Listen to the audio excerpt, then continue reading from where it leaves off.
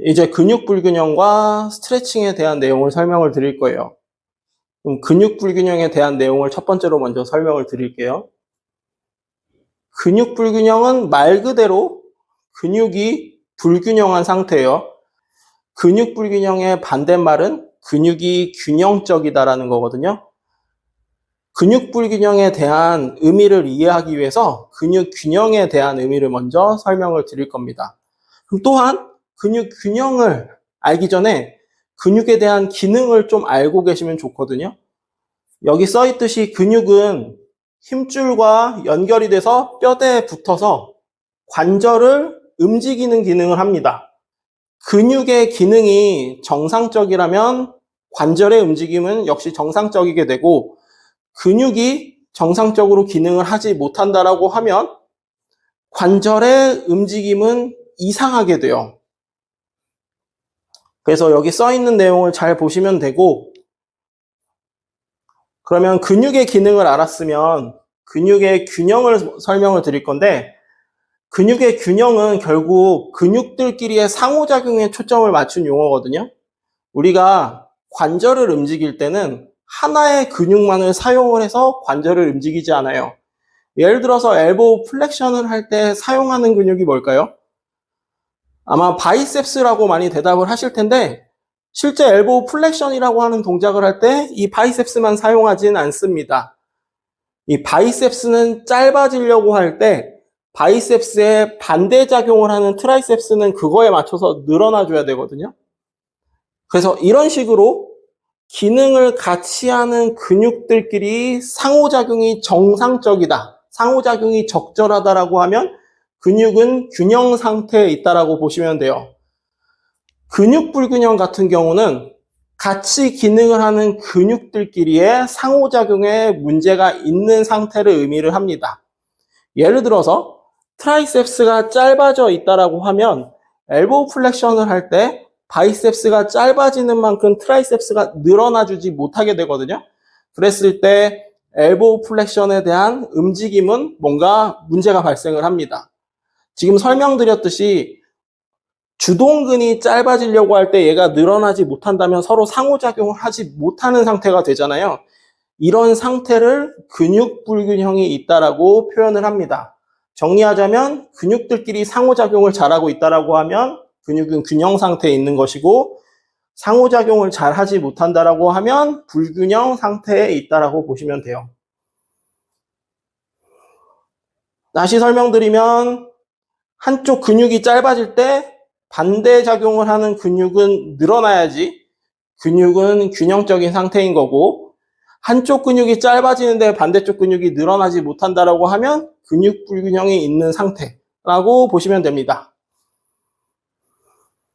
여기서 다시 한번 설명드리면 근육 불균형은 상호작용을 하는 근육 간의 근 길이, 근 수행력, 근 긴장도, 동원 타이밍 등의 문제가 발생을 해서 적절하게 상호작용을 못하는 상태를 의미한다라고 설명을 드렸어요.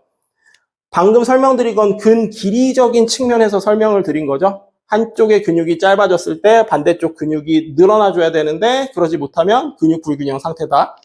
또 하나 여기서 예시를 들어드리면 동원 타이밍에 대해서 설명을 드려볼 건데, 하나의 예시를 설명드릴게요. 스캐풀라 어버드 로테이션을 할 때 사용되는 근육은 총 3가지가 있습니다. 첫 번째는 서라투스 엔테리어, 두 번째는 어퍼 트라페지우스, 세 번째는 로어 트라페지우스가 있어요. 이 3가지 근육들은 사용되는 순서가 어느 정도 정해져 있습니다. 스캐풀라 어버드 로테이션을 할 때는 우선에서 처음에 사용되는 근육은 서라투스 엔테리어고, 그 다음에 어퍼 트랩과 로어 트랩이 사용이 됩니다. 근데 서라투스 엔테리어가 어떠한 이유로 우선에서 사용하지 못한다라고 하면 어퍼 트라페지우스가 먼저 사용되게 되거든요. 그랬을 때 우리는 팔을 들어 올리는 동작을 할 때 스캐풀라를 으쓱해서 어퍼 트라페지우스를 사용하면서 팔을 드는 동작을 만들어내게 돼요. 지금 설명드린 건 근육의 동원 타이밍, 사용되는 순서가 바뀐 거잖아요. 이러한 경우도 근육 불균형에 해당이 됩니다. 서로 근육들끼리 상호작용을 하지 못하고 있는 상태를 설명드린 거죠. 그래서 근육 불균형에 대한 이해를 꼭 하셔야 되고, 아래 빨간색에 체크한 것처럼 근육 불균형이 발생한 관절에 직접적으로 문제가 생기는 경우도 있고요. 근육 불균형이 발생한 인접관절, 다른 관절에서 문제 또는 통증이 발생하는 경우도 있습니다. 그 예시는 뒤쪽에서 설명을 드릴 거예요. 여기서 중요한 건 서로 상호작용을 적절하게 하지 못한다라고 하는 것을 근육 불균형이라고 얘기를 하고, 근육 불균형 상태가 지속되게 되면 근육이나 관절에 과사용을 만들 수 있다까지 알고 계시면 좋을 것 같습니다. 근육 불균형 개념에서 사용되는 용어를 좀 알고 계시면 좋거든요. 그림에서 보시면 왼쪽에 있는 이 그림은 이렇게 빨간색으로 체크된 게 근육이고, 이 막대기는 뼈입니다. 그리고 막대기끼리 서로 연결된 이 부분은 조인트라고 해요. 관절이죠. 근육 간의 길이가 정상적으로 유지가 되고 있다라고 하면 이 상태는 근육이 균형 상태에 있다라고 할 수가 있어요. 오른쪽 그림은 근육의 불균형을 표시를 한 거고, 근길이적인 측면에서 근육 불균형이 발생한 상태를 의미하고 있는 사실이에요. 왼쪽에 있는 근육은 짧아졌고 오른쪽에 있는 근육은 늘어났잖아요. 짧아진 근육 쪽을 오버액티브, 과활성이라고 표현을 하기도 하고, 쇼타이트니스, 단축성 긴장이라고 표현을 하기도 합니다. 늘어난 쪽을 언더액티브 또는 이나이비션, 억제라는 용어로 표현을 하기도 하고요. 롱타이트니스라는 이완성 긴장이라는 말을 써서 표현을 하기도 합니다. 우리가 스트레칭이란 것을 적용을 할 때는 쇼타이트니스 근육에 적용하는 게 롱타이트니스 근육에 적용하는 것보다 효율적이에요. 그래서 우리가 뭔가 짧은 근육에 스트레칭을 적용한다라고 하는 사실은 많이 알고 계시죠? 그렇다면 이러한 근육 불균형이 가질 수 있는 위험성은, 근육 불균형이 있는 상태에서 운동을 지속하게 되면 추후에는 부상을 당할 위험성이 높습니다. 관절에 손상을 당할 수 있다는 소리겠죠? 선생님들께서 회원들을 운동을 시킬 때 나랑 같이 1대1 수업을 하다가 다치지 않게 하기 위해선 근육 불균형을 찾아서 어느 정도 일정 부분 해결하고 나서 운동을 진행하셔야 그런 불미스러운 일이 발생하지 않게 돼요. 그래서 오늘 수업에 대한 이야기를 해드리는 거고요. 이 사진에서 보시면 쇼타이트니스는 근육이 짧아진 상태에서 긴장도가 증가된 상태를 의미를 하고, 특성은 불필요하게 많은 일을 하려고 해요. 자기가 먼저 나서서 일을 하지 않아도 되는데 먼저 나서서 일을 하려고 합니다. 대표적인 근육이 어퍼 트라페지우스가 있어요. 어퍼 트라페지우스는 불필요하게 본인이 너무 많이 나서서 일을 하려고 하는 특성 때문에 자주 뭉치고 자주 긴장되는 모습을 볼 수 있는 근육입니다. 롱타이트니스는 근육이 늘어난 상태에서 긴장도가 올라간 것을 의미를 하고요. 이 롱타이트니스 근육은 최대한 늦게 일을 하고 싶어 합니다. 게으른 특성을 가지고 있어요. 그래서 롱타이트니스 된 대둔근 같은 경우도 역시 대둔근을 잘 사용하지 못하는 모습을 보이게 되고, 서라투스 엔테리어, 정거근도 마찬가지로 최대한 나중에 일을 하고 싶어하는 특성을 가지고 있습니다.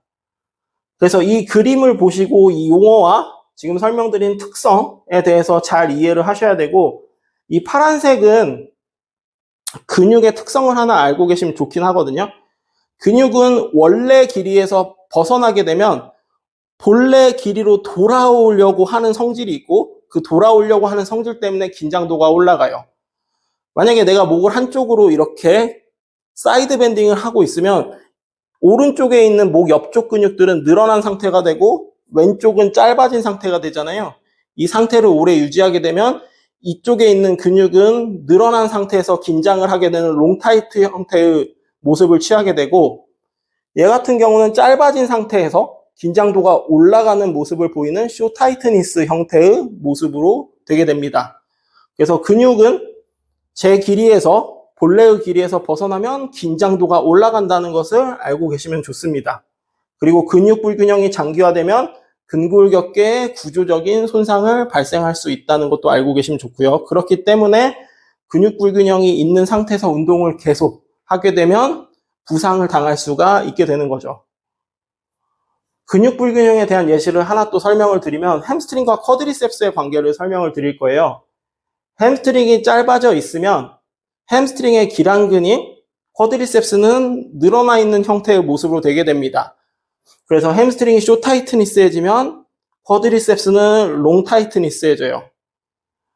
햄스트링과 쿼드리셉스는 무릎의 관절 움직임과 고관절의 관절 움직임에 관여를 합니다.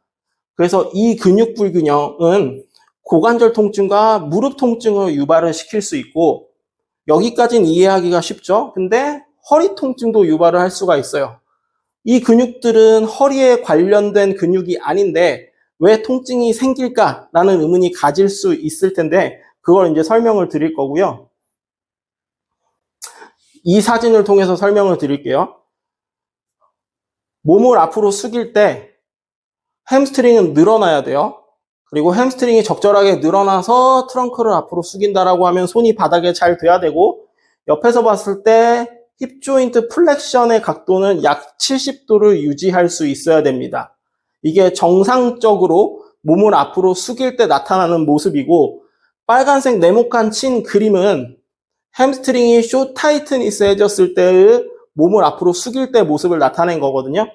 옆에서 보시면 정상과 비교를 했을 때 고관절의 70도 굴곡된 모습을 보이지 않잖아요. 70도보다 훨씬 더 커진 모습을 볼 수가 있죠. 그렇기 때문에 손이 바닥에 잘 안 닿는 모습을 볼 수가 있죠. 현장에서 햄스트링 짧으신 분도 이런 모습으로 몸통을 숙이는 경우를 정말 많이 볼 수가 있는데, 이 상태에서 손을 억지로 더 바닥에 뻗기 위해서는 우리 몸에서 어떠한 전략을 사용하면 될까요? 손을 더 바닥에 뻗기 위해서는 룸바 플렉션을 더하게, 룸바 플렉션을 정상 범위보다 더 만들어 놓은 상태에서 트렁크를 앞으로 숙이게 되면 손이 바닥에 잘 닿을 수 있습니다. 이때 생길 수 있는 문제가 뭐냐면, 룸바, 허리에 대한 굴곡은 정상 범위보다 더 사용을 하게 되잖아요. 그 결과로 허리 쪽에 통증이 발생을 할 수가 있어요. 그래서 고관절, 힙 플렉션의 가동성을 룸바 플렉션에서 보상하게 되면서 룸바의 과사용이 발생을 하게 되고, 그 결과로 허리 쪽에 통증이 발생을 할 수 있습니다.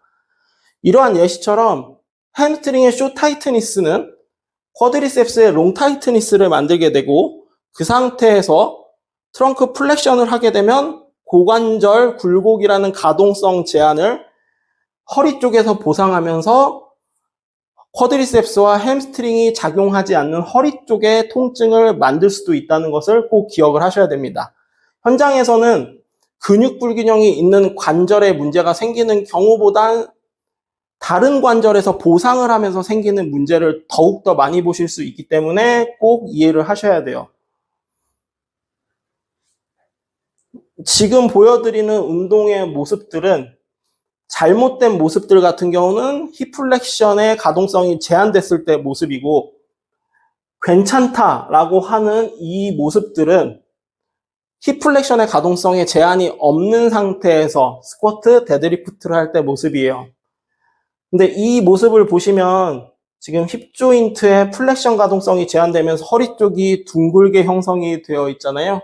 이 상태에서 계속 데드리프트를 한다라고 하면 과사용이 발생한 허리 쪽에선 통증이 발생을 하게 되고, 스쿼트 동작 역시 마찬가지로 스쿼트 동작을 하면서 스파인은 뉴트럴 상태를 유지를 해야 되는데 힙 플렉션 가동성에 제한이 발생을 하게 되면 룸바는 플렉션 상태의 모습이 되면서 룸바에서는 불필요한 움직임을 만들어내게 돼요. 그러면서 스쿼트를 할 때 허리 통증을 만들 수가 있습니다.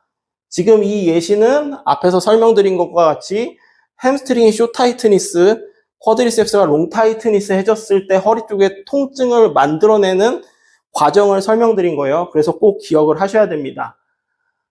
근육 불균형이 발생하지 않은 관절에서도 통증은 발생을 할 수도 있다는 걸 알고 계시면 좋아요. 앞서 설명드린 모습은 근육 불균형에 대한 예시를 설명을 드린 건데, 그 상태에서 트레이닝을 계속하게 되면 회원은 부상을 당할 위험성이 높아집니다. 그래서 운이 없게도 나랑 운동을 하면서 다칠 확률이 높아질 수 있다는 거예요. 어느 정도 근육 불균형을 해결해 줄 수 있다라고 하면 그걸 조금 해결해 주고 운동을 지속하는 것이 나와 운동을 했을 때 회원들이 부상을 당하지 않을 수가 있어요. 이제 스트레칭에 대한 이야기를 해드릴 건데요. 스트레칭은 많은 분들이 근육을 늘리는 방법이다라고 생각을 하고 계시거든요. 우리가 그 사무직 하시는 분들은 이렇게 많이 앉아 있어요. 근데 하체의 관점에서만 봤을 때 지금 이 사진을 보시면 니 조인트는 굴곡, 플렉션, 그 다음에 발 쪽, 앵클 쪽은 플란타 플렉션의 모습을 취하고 있거든요. 이 모습을 장기간 취하게 되면 햄스트링이나 종아리 쪽에 있는 카프 머슬들은 쇼 타이트니스해집니다. 이런 쇼 타이트니스를 해결해 주기 위해서 아래 그림처럼 햄스트링 스트레칭을 많이 해주잖아요. 그럼 이 햄스트링 스트레칭을 해주는 이유가 근육을 더 늘리기 위해서 한다라고 많이 알고 계실 건데 잘못 방향성을 잡았다라고 이해를 하시는 게 더 좋습니다. 그걸 먼저 설명드리면 이런 식으로 햄스트링 스트레칭을 많이 하게 되는데 이게 짧아진 근육을 내가 몇 번의 스트레칭을 통해서 동작을 통해서 근육이 실제로 늘어나게 되면 그 근육은 문제가 있는 거예요. 인터넷에서 찾아보시거나 해부 생리학 책을 찾아보시면 항상성, 호메오스타시스라고 하는 용어가 있거든요. 항상성은 우리 몸에 설정된 일련의 세팅 값은 잘 변하지 않는다라는 소리예요. 우리 몸의 체온은 잘 변하지 않게 되잖아요. 근육 같은 경우도 길이적인 측면에서는 생각보다 잘 변하지 않습니다. 만약에 길이가 정말 늘어난다, 실제로 늘어난다라고 하면 근육을 구성하고 있는 액틴과 미오신의 길이가 진짜로 늘어나야 되거든요. 근데 단순히 스트레칭을 통해서 이 액틴과 미오신의 길이가 늘어날 수 있는 구조라고 하면 그 구조는 정말 문제가 있는 구조라고 보시면 되고 항상성의 원리에 의해서도 위배된 내용이라고 보시면 돼요. 그래서 생각보다 구조의 변화는 쉽게 발생하지 않습니다. 그래서 스트레칭을 한다라고 해서 3cm인 햄스트링 근육이 4cm가 되고 5cm가 된다라는 개념을 버리셔야 돼요. 스트레칭을 많이 하게 되면 근육이 늘어나면서 손상당하는 거 아니냐, 또는 스트레칭을 많이 하면 근육이 늘어나면서 근력이 감소되는 게 아니냐라고 질문을 많이 하셨는데 그건 이제 구조적인 변화가 발생하면 실제로 그렇게 될 수 있겠죠. 하지만 근육의 길이는 그렇게 쉽게 바뀌는 요소가 아니거든요. 그래서 스트레칭을 뭐 얼마나 많이, 얼마나 빡세게 할지 모르겠는데 우리가 상식선에서 적용하는 스트레칭의 정도의 강도는 조직의 길이를 변화시킬 수는 없습니다. 일단 그거부터 알고 다음 내용을 들으셔야 돼요. 그럼 스트레칭 같은 경우는 아래 텍스트 써놨듯이 우리가 일상생활에서 늘어난 위치에서 사용하지 않는 근육들을 스트레칭을 통해서 늘려서 사용하는데 적응할 수 있도록 해주는 거예요. 그게 무슨 소리냐면 선생님들께서 앉아있을 때 어깨를 많이 말고 앉아있다라고 하면 팩토랄리스 메이저라고 하는 근육은 계속해서 짧아진 상태를 유지하게 될 거잖아요. 그럼 앞에 설명드렸듯이 이 팩토랄리스 메이저를 계속 짧아진 상태에서 유지하게 되면 긴장도가 올라가면서 쇼타이트의 모습을 보이게 돼요. 그럼 얘는 이 근육을 늘려야 된다라고 생각을 하시겠지만 내가 만약에 스트레칭을 통해서 이 근육을 진짜 늘리려고 하면 한 200-300kg 이상의 하중을 가해줘야지 진짜 이 근육이 늘어날 거거든요. 그럼 우리가 스트레칭을 시켰을 때 과연 그 정도의 하중을 적용할 수 있는 동작들인가요? 그렇지 못하다라고 하면 기존에 진짜 근육을 늘린다라고 하는 스트레칭의 개념은 조금 깨주시는 게 좋아요. 스트레칭 동작은 이 팩토랄리스 메이저를 늘려서 쓸 수 있는 경험을 제공을 해주는 겁니다. 실제로 근육의 길이를 늘리는 게 아니라 얘를 계속해서 짧게 생활을 했으니까 이제는 좀 늘려 써보자라고 하는 것을 동작을 통해서 만들어준다라고 보시면 됩니다. 그래서 스트레칭은 절대로 근육을 늘리는 게 아니라 우리가 그동안에 하지 못했던 경험을 만들어주는 방법이라고 보시면 되고 특히 쇼타이트니스해진 근육을 늘려서 쓸 수 있는 경험을 만들어준다라고 보시면 됩니다. 방금 설명드린 관점에서 근육에 대한 스트레칭을 설명을 드릴 건데요. 이렇게 장시간 앉아 있다 보면 햄스트링과 카프머슬은 짧아지는 경향을 가지게 되고 또 숏타이트니스한 모습을 보인다라고 설명드렸죠. 근데 우리는 이러한 모습을 가진 사람들에게 햄스트링 스트레칭을 적용할 겁니다. 햄스트링 스트레칭을 적용하는 이유는 지금 그림에서 보시면 이러한 하체의 자세를 계속하고 있기 때문에 햄스트링과 카프머슬은 늘려서 쓸 수 있는 기회가 박탈된 상태라고 보시면 돼요. 햄스트링 스트레칭의 모습을 보면 무릎을 편 상태에서 그리고 카프 스트레칭까지 연결을 한다라고 하면 앵클을 돌시플레션 시킨 동작을 주로 사용을 많이 하잖아요. 그 동작 자체가 지금 이 동작과 반대되는 동작이죠. 그래서 일상생활에서 햄스트링과 카프머슬을 늘려 쓰지 않는 경험을 인위적으로 스트레칭이라는 방법을 통해서 만들어준다라고 보시면 돼요. 햄스트링이나 카프머슬이 짧으신 분들은 이 동작을 할 때 다리를 얼마 올리지 않았는데 엄청 당긴다라는 표현을 하게 될 거예요. 근데 이러한 당긴다라고 하는 표현은 어디서 느끼는 걸까요?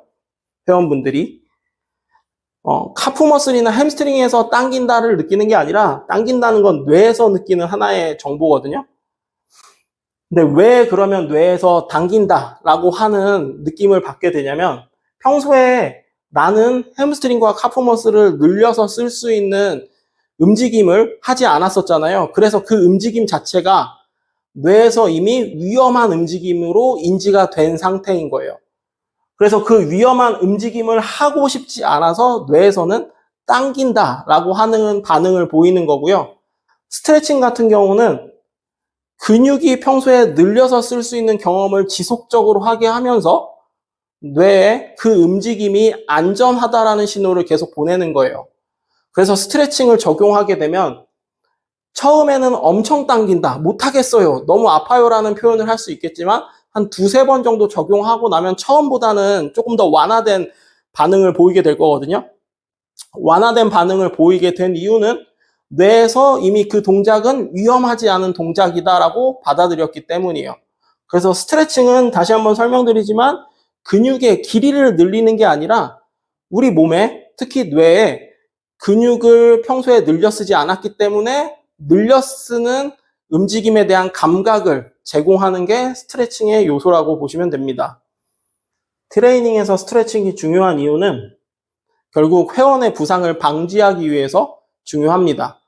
빨간색 글씨로 써놨듯이 어떠한 이유에서건 운동 전문가와 운동을 시행을 했는데 더군다나 1대1 운동을 했는데 회원이 부상을 당했다. 이것만큼 최악의 결과가 없거든요. 그래서 이런 최악의 결과를 막기 위해서 스트레칭이 필요한 부분에 있어서는 꼭 적용을 해주셔야 돼요.